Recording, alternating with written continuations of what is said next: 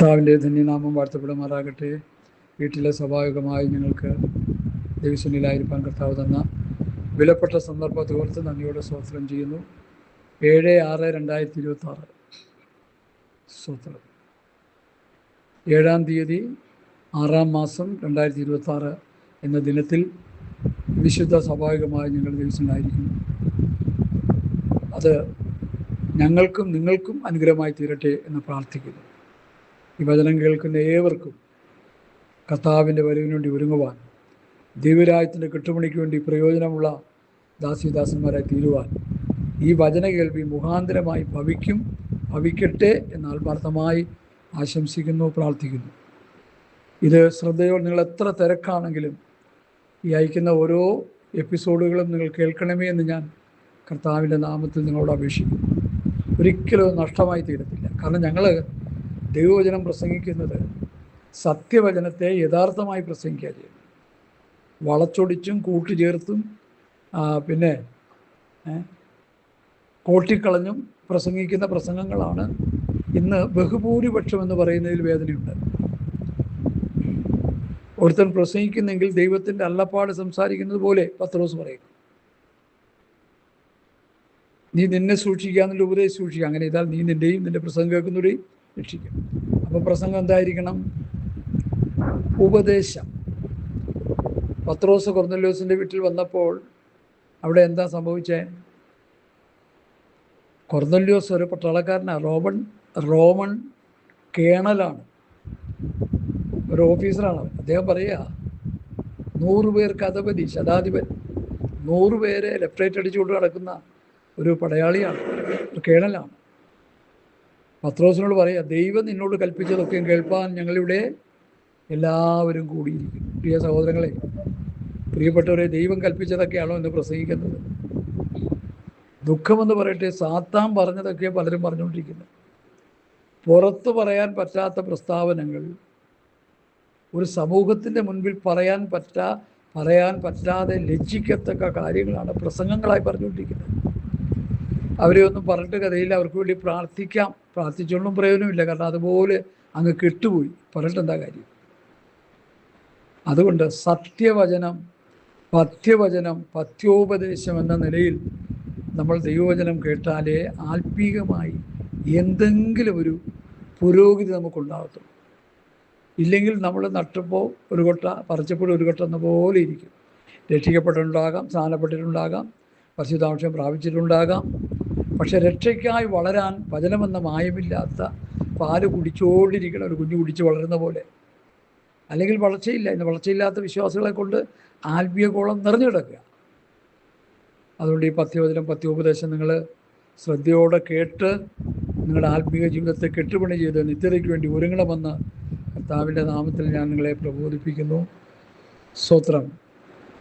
നമുക്കറിയാം, കടന്നു പോകുന്ന കാലഘട്ടം വളരെ ദുഷ്കരമായൊരു കാലഘട്ടമാണ്.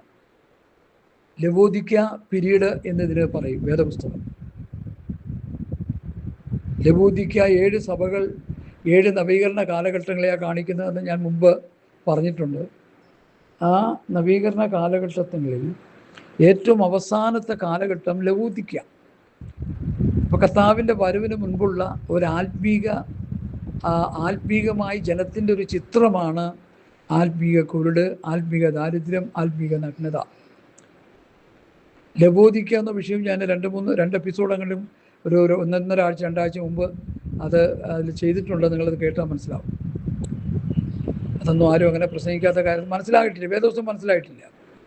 ഇന്ന് ബഹുഭൂരിപക്ഷം ശുശ്രൂഷകന്മാരെന്ന് പറയുന്ന ഒരു വേദപുസ്തകം നല്ല രീതിയിൽ മനസ്സിലാക്കിയിട്ടില്ല. എന്തെങ്കിലുമൊക്കെ ഒരു തുമ്പ് കിട്ടും, അതുകൊണ്ട് അങ്ങ് പോവുക. ചക്രം ഉണ്ടാക്കാൻ നല്ല ഒരു മാർഗമാണ്, അതുകൊണ്ട് അങ്ങനെ പൊയ്ക്കൊണ്ടിരിക്കുക. ഇതിനൊക്കെ ഒരു അറുതി ദൈവം വരുത്താൻ പോവുക.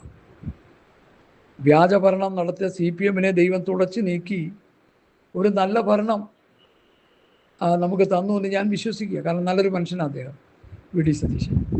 അതുപോലെ നിങ്ങളെല്ലാവരും ശ്രദ്ധിച്ചിട്ടുണ്ടാകും, കോക്രോച്ച് ജനതാ പാർട്ടി രൂപം കൊണ്ടിരിക്കുന്നു. എൻ്റെ ഫോളോവേഴ്സ് 2 കോടി ജനമുണ്ട്. ഒരു ചെറുപ്പക്കാരൻ, 30 വയസ്സുള്ള ഒരു ചെറുപ്പക്കാരനാണ് അതിൻ്റെ അനിശ്ചിത നേതാവ്. അത് USA കണ്ട് പഠിക്കുക. ഇന്നലെ ഇവിടെ വന്നു, ഡൽഹിയിൽ വന്നു. ശക്തമായ പ്രതിഷേധം നമ്മുടെ BJP ഗവൺമെൻറ്റിനെതിരെ ഉയർത്താനിടയായി. അതിൽ പ്രധാന വിഷയം വിദ്യാഭ്യാസ മന്ത്രി ഉത്തരവാദിത്വത്തോടെ പ്രവർത്തിച്ചില്ല, അത് മുഖാന്തരം വിദ്യാർത്ഥികൾക്ക് വലിയ കഷ്ടനഷ്ടങ്ങളുണ്ടായി, അദ്ദേഹം രാജിവെക്കണം. ഞാൻ പലപ്പോഴും ഇങ്ങനെ ചിന്തിക്കും, BJP ഗവൺമെൻറ് ഒരു വർഗീയ പാർട്ടി ആയിട്ടാണെന്ന് നമ്മളെല്ലാവരും കണ്ടുകൊണ്ടിരിക്കുക. അപ്പോൾ തന്നെ അതിൽ മുസ്ലിമുണ്ട്, ക്രിസ്ത്യാനിയുണ്ട്, എല്ലാവരും ഉണ്ടെങ്കിലും അവരുടെ പരമപ്രധാനമായ ഗോള് വർഗീയതയാണ്. സംശയമില്ലാത്ത കാര്യം, എല്ലാവർക്കും അറിയാം.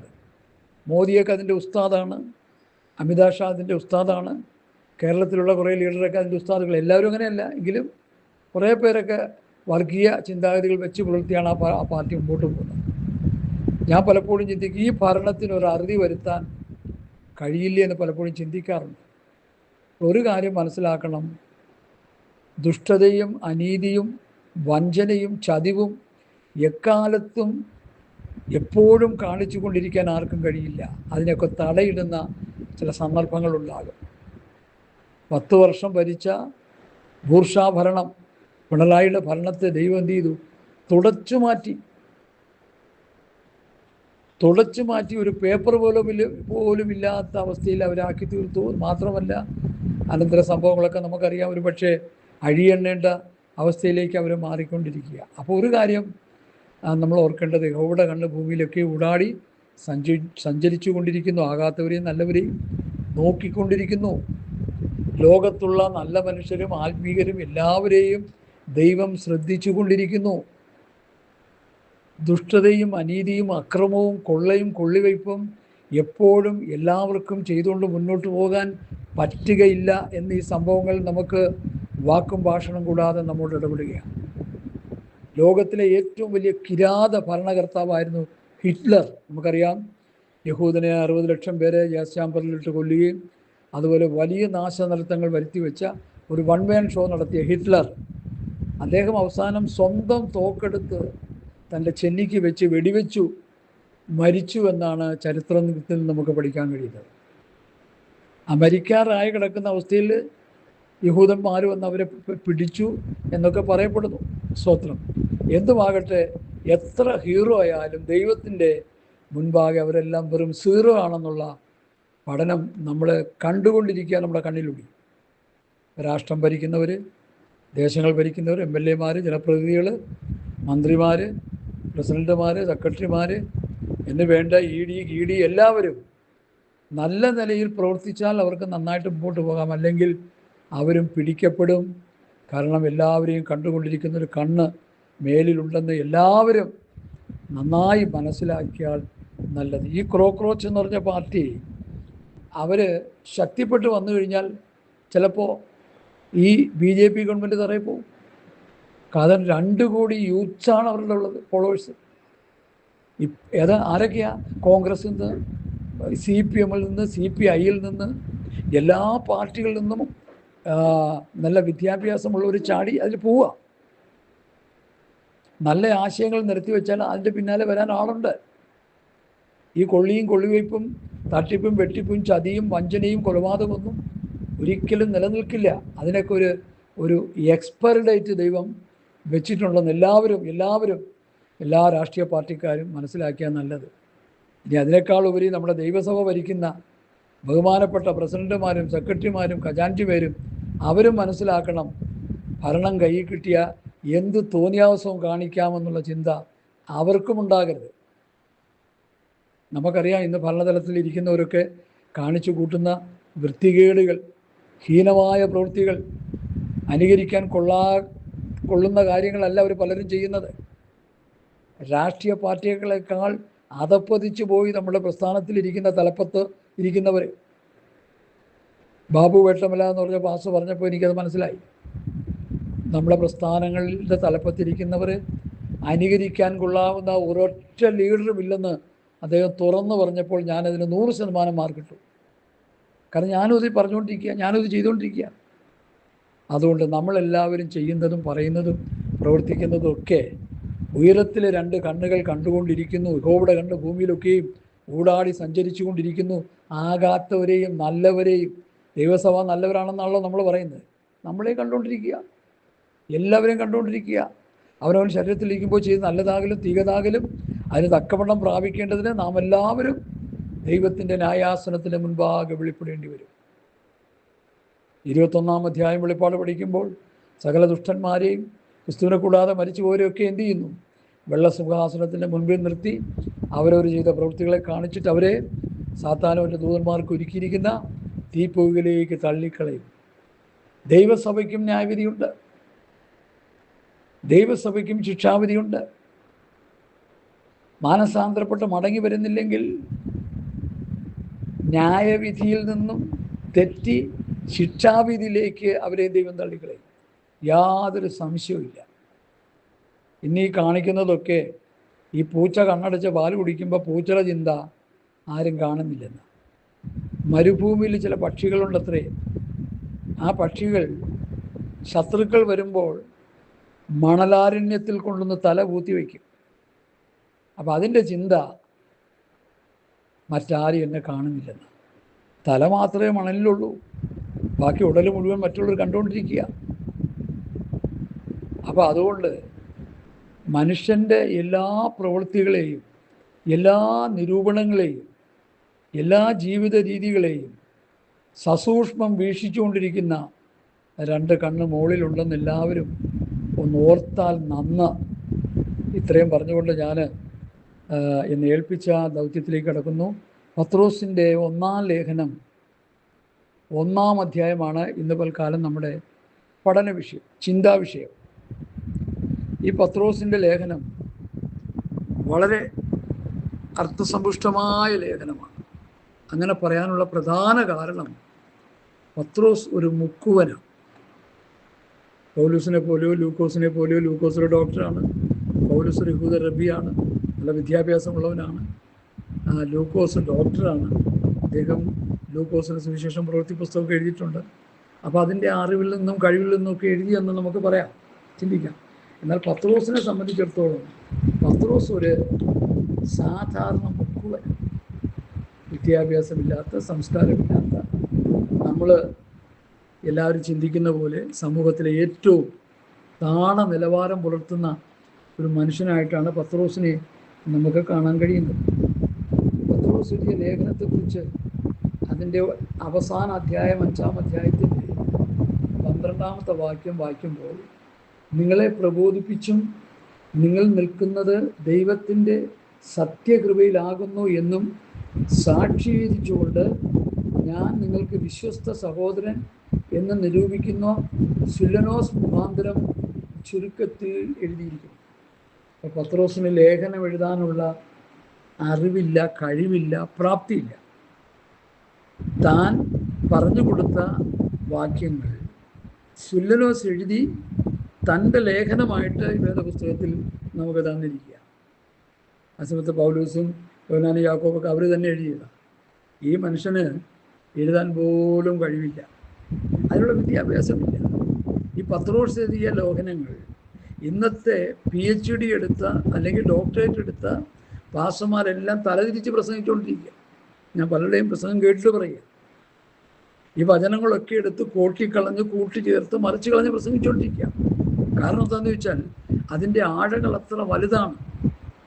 ഇത് ആത്മാവിൽ എഴുതിയ വചനം, ഇത് ആത്മാവിൽ പഠിക്കാതെ, ആത്മാവിൽ ധ്യാനിക്കാതെ നമുക്കൊരു ചുക്കും മനസ്സിലാകത്തില്ല. മനോരമ പത്രം വായിക്കുന്ന പോലെയോ മാസിക വായിക്കുന്ന പോലെയോ വേദപുസ്തകം വായിച്ചാലോ ഒന്നും മനസ്സിലാകത്തില്ല. ഇത് മുഴുവൻ മിസ്റ്ററിയാണ്, മർമ്മങ്ങൾ എഴുതി വെച്ചിരിക്കുന്നത്. പൗലൂസിൻ്റെ ലേഖനത്തിൽ ഇങ്ങനെയുണ്ട്: നീ പ്രവാചകനായിരിക്കാം, ആത്മീകനായിരിക്കാം, ഞാൻ എഴുതുന്നത് ദൈവത്തിൻ്റെ കൽപ്പന. പൗലൂസ് എഴുതുന്നത് ദൈവത്തിൻ്റെ കൽപ്പന, പത്രോസ് എഴുതുന്നത് ദൈവത്തിൻ്റെ കൽപ്പന, യോഹന്നാൻ അപ്പോസ്തലൻ എഴുതുന്നത് ദൈവത്തിൻ്റെ കൽപ്പന, യൂദ എഴുതുന്നത് ദൈവത്തിൻ്റെ കൽപ്പന, യാക്കോബ് അപ്പോസ്തലൻ എഴുതുന്നത് ദൈവത്തിൻ്റെ കൽപ്പന. 5 പേരും എഴുതുന്നത് ദൈവത്തിൻ്റെ കൽപ്പനയാണ്. ആ നിലയിലൊരു പഠനം ഇന്ന് പെന്തക്കോസ്ത് കോളത്തിലില്ല. എല്ലാവരും സങ്കീർത്തനം വായിച്ച് പാട്ടും പാടി ഇങ്ങനെ പൊയ്ക്കൊണ്ടിരിക്കുക. എവിടം വരെ പോകും? എന്നോട് ചോദിച്ചാൽ എവിടം വരെ പോകുമെന്ന് ചോദിച്ചാൽ നരകത്തിൽ പോയി വീഴും, അത്രേ ഉള്ളൂ.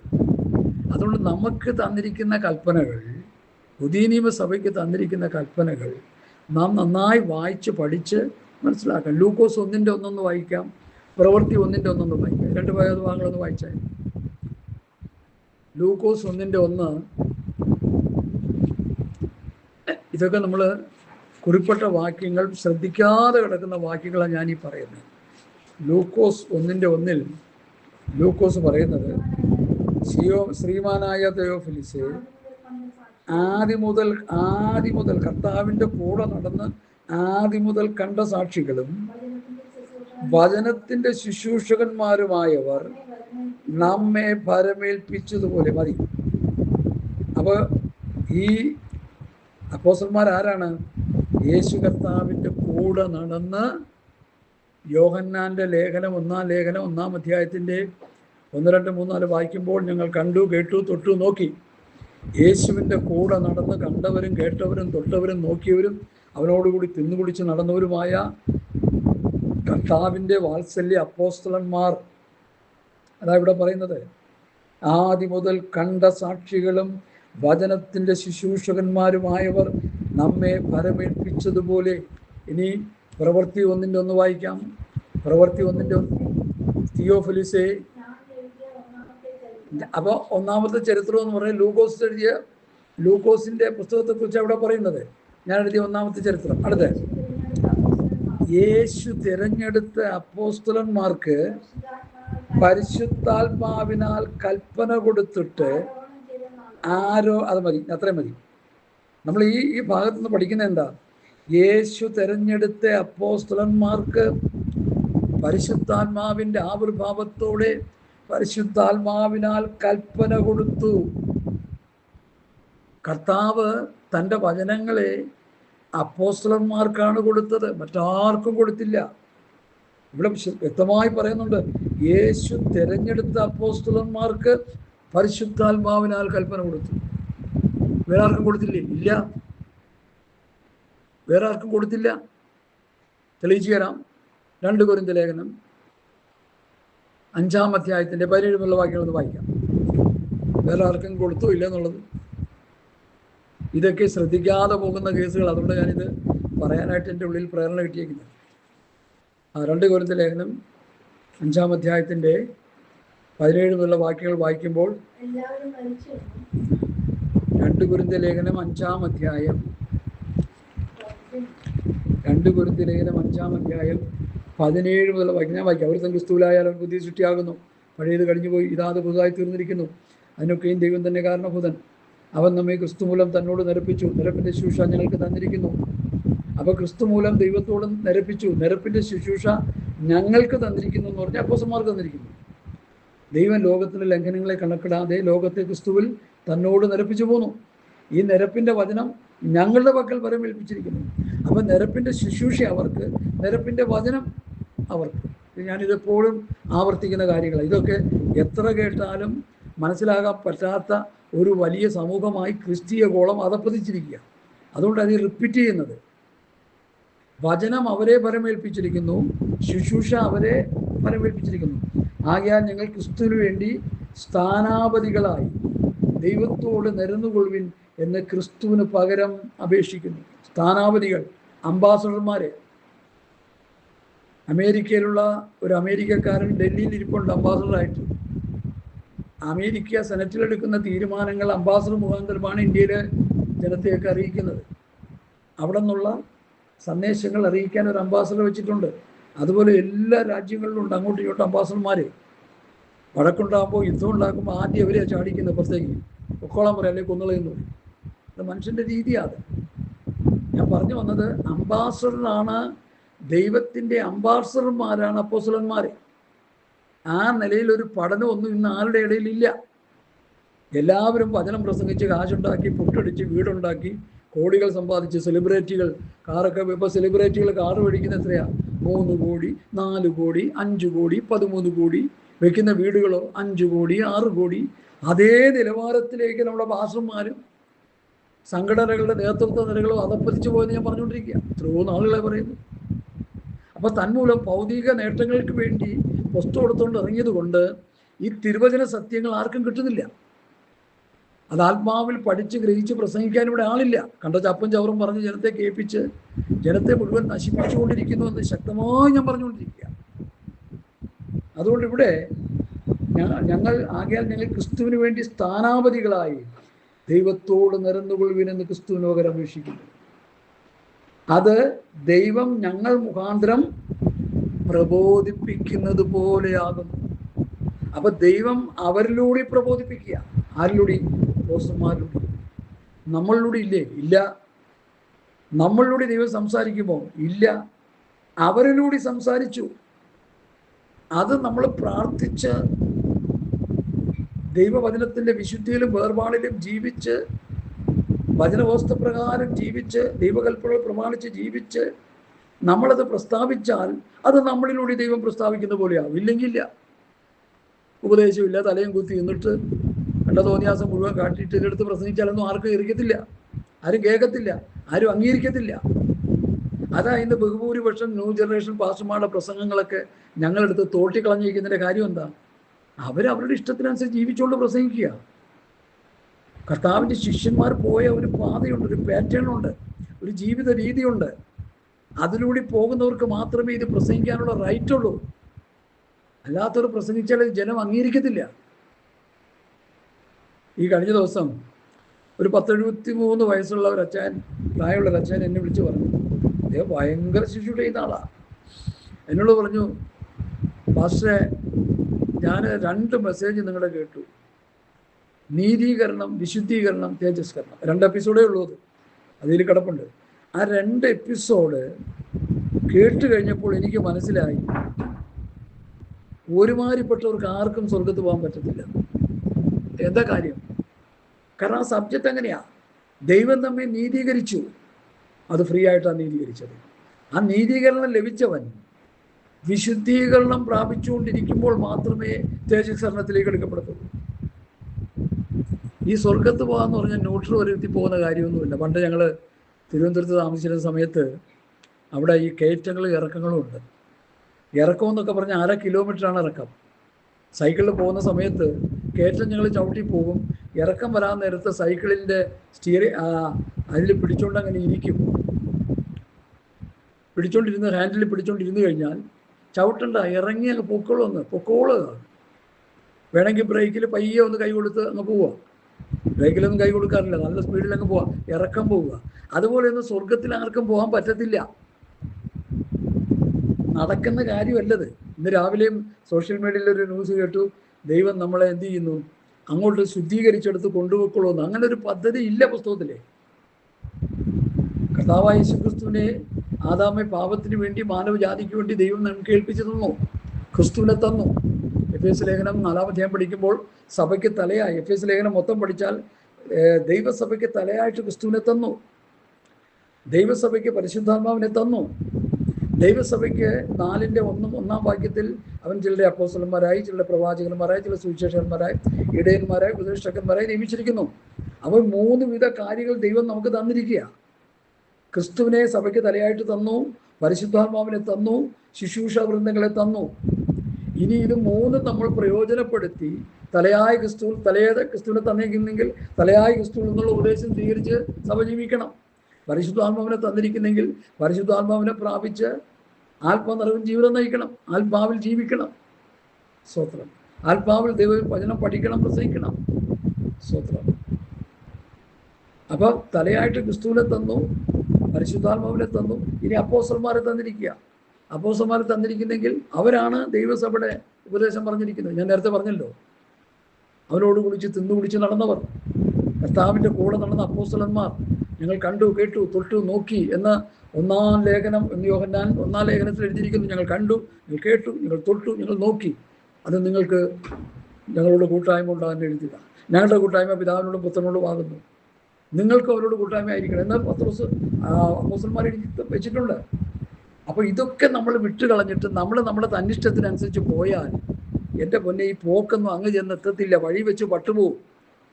ഇസ്രായേൽ മക്കൾ മിര്യാമിൻ്റെ നേതൃത്വത്തിൽ സംഗീത നിശ നടത്തി എവിടെ നിന്ന് യാത്ര പുറപ്പെട്ടു? ഈജിപ്തിൽ നിന്ന് യാത്ര പുറപ്പെട്ടിട്ട് എന്ത് ചെയ്തു? 40 വർഷം നടന്ന് അവസാനം അങ്ങി എന്നപ്പോൾ എത്ര പേരുണ്ടായിരുന്നു? എത്ര പേരുണ്ടായിരുന്നു? 2 പേര്. 35 ലക്ഷം 30 ലക്ഷമൊക്കെ ആണെന്നാണ് വേദപണ്ഡിതന്മാർ പറയുന്നത്. അതിലും കൂടുതൽ കാണാനാണ് സാധ്യത. അവർക്ക് 10 അത്ഭുതങ്ങൾ ദൈവം കാണിച്ചു. അവർ കണ്ടതുപോലെ അത്ഭുതമൊന്നും ഇന്ന് കാണുന്ന ന്യൂ ജനറേഷൻ പാസ്റ്റർമാരൊന്നും കണ്ടിട്ടില്ല. നമ്മൾ ആരും കണ്ടിട്ടില്ല. പകൽ മേഘസ്തംഭം, രാത്രി അഗ്നിസ്തംഭം. അവർ 40 വർഷം ഇട്ട ചെരുപ്പ് തേഞ്ഞില്ല, അവരുടെ വസ്ത്രം ജീർണിച്ചില്ല. നമ്മൾ കുടിക്കുന്ന മുഴുവൻ മലിനജലമാണ്, നിലനാന്തര പാറയിൽ നിന്നുള്ള വെള്ളം. മന്നയെക്കുറിച്ച് ശക്തിമാന്മാരുടെ അപ്പം എന്നാ സങ്കീർത്തനത്തിൽ പറയുന്നത്. അവർ ശക്തിമാന്മാരുടെ അപ്പം തിന്നു. ഹല്ലേലൂയ. അവരിൽ ഒരു ബലഹീനനും ഇല്ലായിരുന്നു, ഒരു രോഗികളും ഇല്ലായിരുന്നു. ഞാനത് പറയാനുള്ള കാരണം, ഈ പാളയത്തിൽ 40 വർഷം യാത്ര ചെയ്യുമ്പോൾ അവിടെ എങ്ങും മെഡിക്കൽ സെൻ്റർ ഇല്ല, മെഡിക്കൽ ട്രസ്റ്റും ഇല്ല. ഞാൻ താമസിക്കുന്ന റിനായി മെഡിസിറ്റിയുടെ അടുത്താണ്, അതുമില്ല. പിന്നെ ഈ വരാപ്പുഴയിൽ ആ ഭാഗത്തൊക്കെ പോകുമ്പോൾ വലിയ വലിയ ലക്ഷോറ് ഹോസ്പിറ്റലിലുള്ള ആളെ പിഴിഞ്ഞെടുക്കാൻ വേണ്ടിയുള്ള ആസ്പത്രികൾ ഓരോന്നുണ്ടാക്കി വെച്ചുകൊണ്ടിരിക്കുക.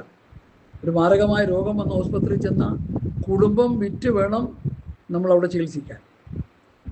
എന്നാലും തീരത്തില്ലെന്നാണ് എൻ്റെ ചിന്ത. അതായത് ഹോസ്പിറ്റലുകാരുടെ രീതി അങ്ങനെയാണ്. പോട്ടെ. അപ്പം ആ നിലയിൽ അത്ഭുതകരമായി ദൈവം അവരെ നടത്തി. ഞാനത് വായിച്ചപ്പോൾ എനിക്ക് മനസ്സിലായത്, ഒരു ബലഹീനനും അവരിലുണ്ടായിരുന്നില്ല. മരുഭൂമിയിൽ പാളയത്തിൽ ദൈവത്തിൻ്റെ മന്ന തിന്ന്, ദൈവം കൊടുത്ത കാടപ്പക്ഷി തിന്ന്, ദൈവം കൊടുത്ത പാറയിൽ നിന്നുള്ള വെള്ളം കുടിച്ച് ജീവിച്ച ഈ ഭക്തന്മാർക്ക് ഒരു ബലഹീനനും അവരുടെ ഇടയിലില്ലായിരുന്നു. ഇന്ന് പുതിയ നിയമസഭ എടുത്ത് നോക്കിയാൽ ബലഹീനന്മാരുടെ ഒരു കൂട്ടമായി അധപ്പതിച്ചു പോയിരിക്കുക. എല്ലാ രോഗികളും, എല്ലാം ദുരുപദേശം പറയുന്നവരും, എല്ലാം ആത്മീകമായി നശിച്ച് നാമാവിശേഷമായി കിടക്കുന്ന ഒരവസ്ഥയാണ് നമുക്ക് കാണാൻ കഴിയുന്നത്. ഇതിൻ്റെ നടുവിൽ ഒരു ഉയർത്തെഴുന്നേൽപ്പ് നമുക്ക് ആവശ്യമായിരിക്കും. അതിനായി ഉപദേശം പറയുന്നത്, അതിനായി പത്യോപദേശം പറഞ്ഞുകൊണ്ടിരിക്കുന്നത്. അതുകൊണ്ട് പ്രിയമുള്ളവരെ, ഈ ദിവസങ്ങളിൽ അപ്പോസ്തലന്മാരുടെ ഉപദേശം കേട്ട് കൂട്ടായ്മ അരിച്ച് അപ്പം നുറുക്കി പ്രാർത്ഥന കഴിച്ച് നമ്മൾ മുമ്പോട്ട് വന്നാൽ ഈ ഉപദേശത്തിലൂടെ നമുക്ക് ശരിയായ ഒരു സഭയുടെ നിലവാരത്തിലേക്ക് വരാൻ പറ്റും. ആദിമ നൂറ്റാണ്ടിലുണ്ടായിരുന്ന ദൈവസഭകളുടെ ആത്മീയ നിലവാരത്തിലേക്ക് നമുക്ക് വരാൻ കഴിയുന്നില്ലെങ്കിൽ നമുക്കൊരിക്കലും സ്വർഗരാജ്യത്ത് പോകാൻ പറ്റത്തില്ല. അത് 3 തരം ലേലം ഉറപ്പിച്ചിരിക്കുക: റോമാസഭ, കൊരിന്ത് സഭ, ഗലാത്യ സഭ, പിന്നെ ഫിലിപ്പി സഭ, എഫേസ്യ സഭ, കൊലോസ്യ സഭ, തെസ്സലോനിക്ക സഭ. അപ്പോസ്തലന്മാരുടെ ആ ഉപദേശം കേട്ട് വളർന്ന സഭകളുടെ ആത്മീയ നിലവാരം. പ്രവൃത്തി പുസ്തകം 9-ാം അധ്യായത്തിൽ അതിനെക്കുറിച്ച് പ്രതിപാദിക്കുന്ന ഒരു ഭാഗമുണ്ട്. അത് നിങ്ങളെ വായിച്ച് കേൾപ്പിച്ചിട്ട് ലേഖന പഠനത്തിലേക്ക് നമ്മൾ വരാൻ പോകും. പ്രവൃത്തി 9-ന്റെ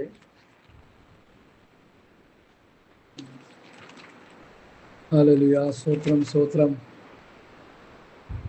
31-ാമത്തെ വാക്യം. അങ്ങനെ യഹൂദ, ഗലീല, ശമര്യ എന്നീ ദേശങ്ങളിലൊക്കെയും സഭയ്ക്ക് സമാധാനമുണ്ടായി. ഇന്നത്തെ സഭകൾക്ക് സമാധാനമില്ല, കോടതി കയറിക്കൊണ്ടിരിക്കുക. അത് ആത്മീയ വർധന പ്രാപിച്ചു. അപ്പോസ്തലന്മാരുടെ ഉപദേശം കേട്ടു വന്ന സഭയ്ക്ക് എന്തുണ്ടായി? ആത്മീയ വർധന പ്രാപിച്ച് കർത്താവിനോടുള്ള ഭക്തിയിലും പരിശുദ്ധാത്മാവിൻ്റെ പ്രബോധനത്തിലും നടന്നും പെരുകിയും കൊണ്ടിരുന്നു. ഇന്ന് സഭ പെരുങ്ങുന്നുണ്ട്, ആത്മീയ വർധനയില്ല, ആത്മീയ വളർച്ചയില്ല, ആത്മീയ നിറവില്ല. അപ്പം തന്നെ സഭ കുമിഞ്ഞുകൂടുന്നുണ്ട്. ഞാനതിനിട്ടിരിക്കുന്ന പേര് ജഡീകന്മാരുടെ പ്രസ്ഥാനം എന്നാണ്. കാരണം ആത്മീകരില്ല, അതിലെ തലപ്പത്തൊന്നും ആത്മീകരില്ല, അണികളായിട്ടുള്ളവരൊന്നും ആത്മീകരില്ല. ഒരു ചെറിയ ശതമാനം സഭയുടെ ഉള്ളിൽ കിടന്ന് ഞെരുങ്ങുകയാണ് പലരും. അവരെല്ലാം ദൈവം പുറത്ത് ചാടിക്കും കുറച്ച് കഴിയുമ്പോൾ. അവരൊക്കെ പുറപ്പെട്ട് പോവുകയുള്ളത്, അല്ലാതെ അവർക്ക് രക്ഷയില്ല. ഇനി അതിൻ്റെ 16-ാം അധ്യായത്തിലൊരു വാക്യമുണ്ട്, അതുകൂടി വായിക്കാം. 16-ാം അധ്യായം, പ്രവൃത്തി 16-ന്റെ 4-5 വാക്യങ്ങൾ. അവർ പട്ടണം തോറും ചെന്ന് യെരുശലേമിലെ അപ്പോസ്തലന്മാരും മൂപ്പന്മാരും വിധിച്ച നിർണയങ്ങൾ പ്രമാണിക്കേണ്ടതിന് അവർക്ക് ഏൽപ്പിച്ചു കൊടുത്തു. അങ്ങനെ സഭകൾ വിശ്വാസത്തിൽ ഉറയ്ക്കുകയും എണ്ണത്തിൽ ദിവസേന വരികയും ചെയ്തു. ഇതാണ് അപ്പോസ്തലന്മാരുടെ കാലഘട്ടത്തിലുണ്ടായ സഭകളുടെ ആത്മീയ നിലവാരം. അവർക്ക് ആത്മീയ വളർച്ച ഉണ്ടായിരുന്നു, ആത്മീയ വർധന ഉണ്ടായിരുന്നു, ആത്മീയ നിറവുണ്ടായിരുന്നു. എന്നാൽ ചില സഭകളിൽ ജഡീകന്മാരും ഉണ്ടായിരുന്നു താനും. ആവറേജ് നോക്കുമ്പോൾ 2 കൊരിന്ത്യർ ലേഖനം 3-ാം അധ്യായത്തിൽ നോക്കുമ്പോൾ അവർ അപ്പോസ്തലന്മാരുടെ പത്രങ്ങളായി, ഉപദേശം കേട്ട് അവർ ക്രിസ്തുവിൻ പത്രങ്ങളായി മാറി. അങ്ങനെയുള്ളവർക്ക് മാത്രമേ കർത്താവിൻ്റെ വരവിൽ പോകാൻ പറ്റത്തുള്ളൂ. അല്ലാത്തവർക്കോ ഇവിടെ കഞ്ഞിയൊക്കെ കുടിച്ചിങ്ങനെ പോകാം. കുട്ടികളെ പഠിപ്പിച്ചും വണ്ടി മേടിച്ചും വീട് വെച്ചും ഇപ്പം അതാണ് നടക്കുന്ന മുഴുവൻ. അങ്ങനെയൊക്കെ പോകാൻ കുഴപ്പമൊന്നുമില്ല. പക്ഷേ ദൈവരാജ്യത്തിൽ സ്വർഗരാജ്യത്തിൽ പോകണമെങ്കിൽ അപ്പോസ്തലന്മാരുടെ ടീച്ചിങ് സഭയിൽ വരണം. അത് നിർബന്ധമാണ്. പൗലൂസും പത്രോസും യോഹന്നാനും യാക്കോബും യൂദയും പഠിപ്പിച്ചതുപോലെ സഭയെ പഠിപ്പിച്ച് ആത്മീയരാക്കി തീർത്താൽ മാത്രമേ നിത്യത പ്രാപിക്കാൻ കഴിയുള്ളൂ. യാതൊരു സംശയമില്ല. ഞാൻ പത്രോസിലെ 1-ാം ലേഖനത്തിലേക്ക് വരുന്നു. യേശുക്രിസ്തുവിൻ്റെ അപ്പോസ്തലനായ പത്രോസ് പൊന്തോസിലും ഗലാത്യയിലും കപ്പദോക്യയിലും ആസിയയിലും ബിഥുന്യയിലും ചിതറിപ്പാർക്കുന്ന പരദേശികളും പിതാവായ ദൈവത്തിൻ്റെ മുന്നറിവിനൊത്തവണ്ണം ആത്മാവിൻ്റെ വിശദീകരണം പ്രാപിച്ച് അനുസരണം കാണിപ്പാനും യേശുക്രിസ്തുവിൻ്റെ രക്തത്താൽ തളിക്കപ്പെട്ടവരുമായി വൃതന്മാരുമായവർക്ക് എഴുതുന്നത് നിങ്ങൾക്ക് കൃപയും സമാധാനം ഉണ്ടാകുമാറാകട്ടെ. സ്വത്രം. പത്രോസിൻ്റെ 1-ാം ലേഖനത്തിൽ പറയുന്നത് അതിൻ്റെ പ്രധാന വിഷയം പരദേശികൾ, ചിതറിപ്പാർക്കുന്ന പരദേശികൾ. ഏതൊരു വിശ്വാസിയും ഏതൊരു പാസ്റ്ററും ലോകത്തുള്ള ഏതൊരു മനുഷ്യനും പരദേശിയാണ്, പ്രവാസിയാണ്. നമ്മൾ സ്വന്തം ദേശം വിട്ട് വേറൊരു ദേശത്തിലേക്ക് പോയിക്കൊണ്ടിരിക്കുക. ലോകത്തുള്ള ഏത് മനുഷ്യനാണെങ്കിലും ഈ ഭൂമിയിൽ താമസിക്കാൻ അവന് ദൈവം കൊടുത്തിരിക്കുന്ന കാലാവധി ഏറെ ആയാൽ 70-80 സംവത്സരം. ആ 70-80 സംവത്സരം കഴിയുമ്പോൾ ഒന്നുകിൽ അവൻ മരിച്ച് യാതനാസ്ഥലത്തേക്ക് പോകുന്നു, അല്ലെങ്കിൽ അവൻ മരിച്ച് വിശുദ്ധന്മാർ വിശ്രമിക്കുന്ന വിശ്രാമ സ്ഥലത്തേക്ക് പോകുന്നു. അതിൻ്റെ വിശദീകരണമൊന്നും പറയാൻ എൻ്റെ മുമ്പിൽ ഇപ്പോൾ സമയമില്ല. ഷോർട്ടായിട്ട് കാര്യങ്ങളൊന്ന് മനസ്സിലാക്കാൻ പറഞ്ഞതേ ഉള്ളൂ. അപ്പോൾ ഈ രണ്ടവസ്ഥയിലേക്കാണ് പോകുന്നത്. ഈ ഭൂമിയിൽ നമുക്ക് ജീവിക്കാൻ ഒരു പരിധി തന്നയിക്കുന്നത് 70-80 സംവത്സരം. പണ്ടൊക്കെ മധുശയിലേക്ക് 969 വയസ്സ് ജീവിച്ചിരുന്നു. ഉൽപ്പത്തി പുസ്തകം 5-ാം അധ്യായത്തിൻ്റെ അവസാന ഭാഗങ്ങളിൽ. എന്നാൽ 36 വന്നപ്പോൾ തങ്ങൾക്ക് ബോധിച്ച പോലെ നടന്നപ്പോൾ എന്ത് ചെയ്തു? ദൈവം ആയുസിനെ 120 വർഷമാക്കി മാറ്റി. അപ്പം നമ്മൾ മനസ്സിലാക്കണം, മനുഷ്യൻ്റെ എല്ലാ വിഷയങ്ങളിലും മേലും ദൈവത്തിന് അധികാരം ചെലുത്താൻ കഴിയുമെന്ന് നമ്മൾ ചിന്തിച്ചോണം. ഇന്നത്തെ ആധുനിക മനുഷ്യനങ്ങനെ ചിന്തിക്കുന്നില്ല. അവനെ കൊണ്ട് എല്ലാം ചെയ്യാൻ കഴിയുമെന്ന് അവൻ ചിന്തിക്കുക, ഒരു ചുക്കും ചെയ്യാൻ കഴിയില്ല. സ്വത്രം. ഞാൻ ചോദിക്കട്ടെ, ഒരു പ്രകൃതിക്ഷോഭം വന്നാൽ മനുഷ്യൻ എന്ത് ചെയ്യാൻ പറ്റും? മാരകമായ രോഗങ്ങൾ ലോകത്തെ കീഴടക്കിയാൽ എന്ത് ചെയ്യാൻ പറ്റും? അതിൻ്റെ പേര് പറഞ്ഞ് പലർക്കും കാശുണ്ടാക്കാം. പ്രകൃതിക്ഷോഭം, വലിയ കലാപങ്ങൾ, വലിയ മാരകമായ രോഗങ്ങൾ, ഇതൊക്കെ വന്നു കഴിഞ്ഞാൽ ലോകത്തിൽ ആർക്കും ഒന്നും ചെയ്യാൻ പറ്റത്തില്ല. അതിൻ്റെ നാശം വിതച്ചിട്ടേ അത് പോകുള്ളൂ. അതുകൊണ്ടാണ് രണ്ട് ദിനവൃത്താന്തം 7:14 പറയുന്ന, എൻ്റെ നാമം വിളിക്കപ്പെട്ടിരിക്കുന്ന എൻ്റെ ജനം തങ്ങളെ തന്നെ താഴ്ത്തി പ്രാർത്ഥിച്ചുള്ള ദുർമാർഗ്ഗങ്ങൾ വിട്ടുതിരിഞ്ഞ് എൻ്റെ കുമ്പ് അന്വേഷിക്കുമ്പോൾ ആ സ്വർഗത്തെ പ്രാർത്ഥന കേട്ട് ദേശത്തിന് സൗഖ്യം വരുത്തി കൊടുക്കും. അപ്പോൾ നമ്മുടെ പ്രാർത്ഥന, ദൈവസഭയുടെ പ്രാർത്ഥനയാണ് ഈ കലാപങ്ങളിൽ നിന്നും മാരകമായ രോഗങ്ങളിൽ നിന്നും പ്രകൃതിക്ഷോഭങ്ങളിൽ നിന്നും ജനത്തെ വിടുവിക്കാനുള്ള ഏക മാർഗം. ഗവൺമെൻറ്റിൻ്റെ നയപ്രഖ്യാപനങ്ങളോ ഇടപെടലുകളോ അല്ല. അതൊക്കെ നിസ്സാരമായിട്ടേ ഉള്ളൂ. സ്വർഗത്തിലെ ദൈവത്തോട് പ്രാർത്ഥിക്കുമ്പോൾ ദൈവം അതിന് നീക്കുപോക്കുണ്ടാക്കി തരും. അങ്ങനെ മാത്രമേ ശാശ്വതമായൊരു പരിഹാരം നമുക്ക് ലഭിക്കുകയുള്ളൂ എന്ന്